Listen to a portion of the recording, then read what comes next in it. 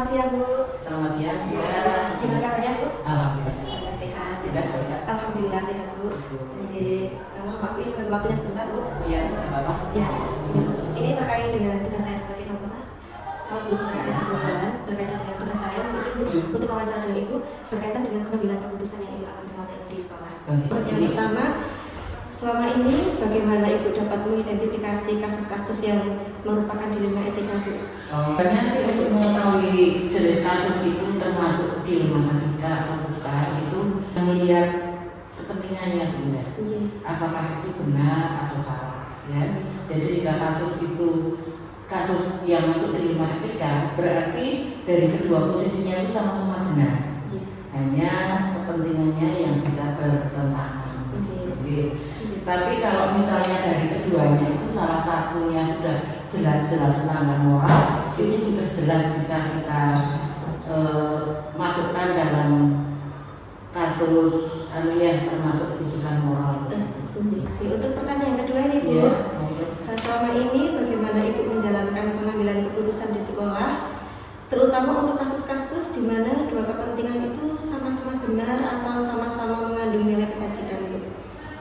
Kita lihat kepentingannya kalau benar-benar sama-sama benar ya kita memperhatikan apakah masalahnya tersebut akarnya dari mana, terus tinggi rendahnya muatan kepentingan begitu ya. Jadi misalnya apakah itu termasuk kepentingan pribadi, kepentingan golongan, atau tentang kesetiaan, tentang kelompok, kejujuran, kebenaran dan sebagainya. Jadi jangka pendek atau jangka panjang juga di samping itu kita juga memperhatikan sejauh mana dampak yang ditimbulkan dalam pengambilan keputusan. Untuk pertanyaan yang ketiga Bu, langkah-langkah atau prosedur seperti apa Bu yang biasanya Ibu lakukan selama ini dalam menghadapi dilema etika? Pertama tentu kita melihat kasus ini bersinggungan dengan apa saja ya, dan sejauh mana nilai-nilai itu. Yang kedua kita lihat siapa yang terlibat di dalam permasalahan tersebut. Yang ketiga kami melakukan pengumpulan data, kemudian kami analisa dengan apa paradigma yang terjadi, dan setelah itu kita melakukan pengambilan keputusan. Berarti sebelum mengambil keputusan Ibu mengidentifikasi dulu ya Bu ya, baru mengambil keputusan. Dan refleksi. Pertanyaan selanjutnya Ibu, hal-hal apa saja Bu yang selama ini Ibu anggap efektif dalam pengambilan keputusan pada kasus-kasus dilema etika Bu? Misalnya kok menimbulkan masalah-masalah yang berkepanjangan, itu berarti bukan efektif ya. Nah, selanjutnya Ibu, hal-hal apa saja yang selama ini merupakan tantangan begitu dalam pengambilan keputusan? Tantangan yang terbesar tentunya datang dari pihak yang terlibat dalam memutuskan suatu permasalahan yang memerlukan waktu yang panjang untuk menyamakannya. Di samping itu juga kami harus dapat memilih dan memilah solusi demi solusi yang disampaikan untuk kami jadikan sebuah jawaban yang dapat diterima semua orang. Pertanyaan yang keenam, apakah Ibu memiliki sebuah jadwal tertentu dalam sebuah penyelesaian kasus dilema etika Bu? Kalau jadwal itu tergantung kondisi.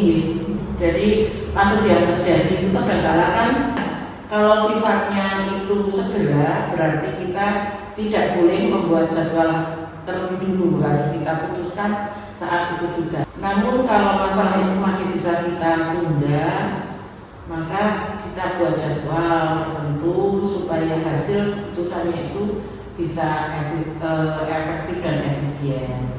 Pertanyaan yang ketujuh Bu, adakah seseorang atau faktor-faktor yang selama ini mempermudah atau membantu Ibu dalam mengambil keputusan Bu? Jadi kadang-kadang kita memang melibatkan semua guru dalam pengambilan keputusan.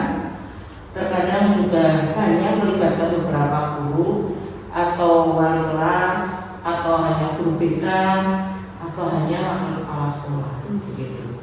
Jadi kadang-kadang kita melibatkan pemilik sekolah juga jika permasalahannya itu menyangkut kepentingan orang tua siswa dan bahkan kami harus meminta saran dari pengawas sekolah sebagai atasan karena Pertanyaan terakhir ini Ibu, dari semua hal yang telah disampaikan, kira-kira pembelajaran apa yang dapat Ibu petik gitu dari pengalaman pengambilan keputusan di 5 etika Bu?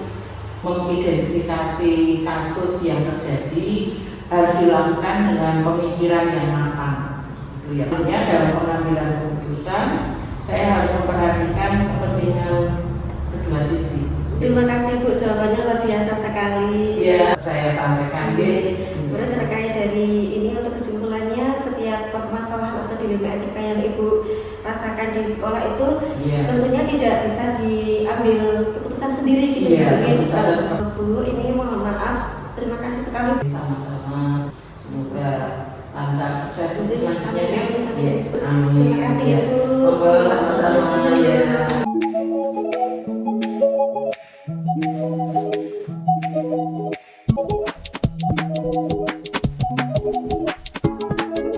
Siang Pak Hayu. Selamat siang, Bunda. Gimana kabarnya Pak? Alhamdulillah. Alhamdulillah baik. Berkaitan dengan tugas, mohon izin untuk wawancara dengan Bapak terkait dengan pengambilan keputusan selama ini. Pertanyaan pertama, selama ini bagaimana Bapak dapat mengidentifikasi kasus-kasus yang merupakan dilema etika? Oke. Dalam mengidentifikasi kasus tersebut, yang pertama saya lakukan adalah saya melihat pihak-pihak yang sering bertentangan terlebih dahulu. Setahu saya, atau mungkin kalau ada yang salah dikoreksi, untuk dilema etika adalah ketika dua hal benar saling bertentangan dan ketika rujukan moral itu adalah hal yang benar melawan hal yang salah. Mungkin saya lihat dulu pihak-pihak yang sering bertentangan itu benar dan benar atau benar dan salah. Jadi saya bisa memutuskan itu sebuah dilema etika atau rujukan moral. Yang kedua, selama ini bagaimana Bapak menjalankan pengambilan keputusan di sekolah, terutama untuk kasus-kasus di mana dua kepentingan yang sama-sama benar atau sama-sama mengandung nilai kebijakan?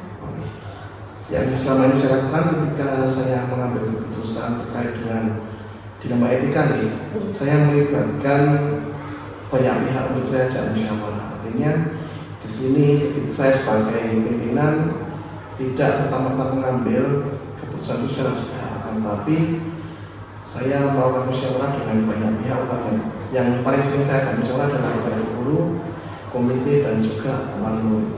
Seperti itu. Untuk pertanyaan yang ketiga Bapak, langkah-langkah atau prosedur seperti apa yang biasanya Bapak lakukan? Saya identifikasi terlebih dahulu nih, masalah itu merupakan dilema etika atau rujukan moral. Selanjutnya saya, karena tadi saya mencoba melibatkan banyak orang, tentu saya mengadakan musyawarah dengan pihak-pihak yang lainnya. Tetapi biasanya ketika kita musyawarah dan menemui kebuntuan, itu saya sudah punya plan B, artinya punya cara untuk keluar dari kebuntuan tersebut. Jadi saya sampaikan alternatif saya dan mendapat masukan sehingga keputusan itu bukan dari saya tapi hasil keputusan bersama dengan orang pihak yang lain. Selanjutnya Bapak, hal-hal apa saja yang selama ini Bapak anggap efektif dalam pengambilan keputusan pada kasus-kasus dilema etika? Yang saya anggap efektif adalah kolaborasi dengan warga sekolah maupun, karena itu yang sering saya lakukan nih, saya sering bermusyawarah dengan mereka, jadi saya rasa itu mempermudah saya untuk mengambil keputusan, dan keputusan yang dihasilkan adalah keputusan yang terbaik dan keputusan yang bisa dipertanggungjawabkan oleh semua pihak. Nah, hal-hal apa saja yang selama ini merupakan tantangan dalam pengambilan keputusan? Karena ini melibatkan banyak pihak, terkadang kita juga mengundang wali murid dan mengundang komite. Tentu yang jadi permasalahan utama adalah masalah waktu. Karena kita sebagai guru dan kepala sekolah tentu punya agenda pekerjaan setiap hari yang sudah kita susun. Nah, tapi ketika kita mengundang wali murid, komite atau pihak-pihak yang lain, kadang kedatangan mereka tidak sesuai dengan undangan yang kita buat. Apakah Bapak memiliki sebuah jadwal tertentu dalam sebuah menyelesaikan kasus dilema etika, atau apakah Bapak langsung menyelesaikannya? Kemudian bentuk atau prosedur seperti apa yang akan Bapak laksanakan? Kalau terkait dengan jadwal mungkin tidak ada, Pak. Karena permasalahan itu datang kita nggak tahu datanya kapan. Jadi kalau untuk urusan pemecahan masalah tersebut tidak ada, tapi untuk jangka waktu pemecahan masalahnya biasanya di sini saya membutuhkan waktu sekitar 1 sampai 3 hari. Karena adakah seseorang atau faktor-faktor apa yang selama ini mempermudah atau membantu Bapak dalam pengambilan keputusan, khususnya dalam kasus-kasus yang di lingkup etika? faktor-faktor yang saya membantu saya adalah komunikasi yang baik dengan semua pihak dan juga adanya kemauan berkolaborasi dari komite, paling dan pihak-pihak yang terkait. Ketika kami ajak musyawarah, mereka selalu datang meluangkan waktu walaupun datang tidak sesuai dengan jam undangan, tetapi mereka siap untuk datang ke sekolah ketika dimintai bantuan untuk pemecahan masalah terkait dengan lingkungan etika. Dari semua hal yang telah disampaikan, pembelajaran apa yang dapat dipetik dari pengalaman Bapak selama mengambil keputusan di lingkungan etika? Yang pertama adalah ketika kita mengambil keputusan yang berkaitan dengan etika, kita tidak boleh terburu-buru untuk mengambil keputusan pemecahan masalah tersebut. Kita perlu waktu untuk mengambil keputusan dan menyelesaikan masalah itu, dan juga kita perlu kolaborasi dengan berbagai pihak, karena permasalahan di sekolah itu biasanya menyangkut banyak pihak dan juga menyangkut banyak orang. Harus saling melengkapi diri satu sama lain dan memang harus berkolaborasi dengan pihak-pihak terkait di sekolah begitu. Kiranya cukup sekian wawancara dari saya.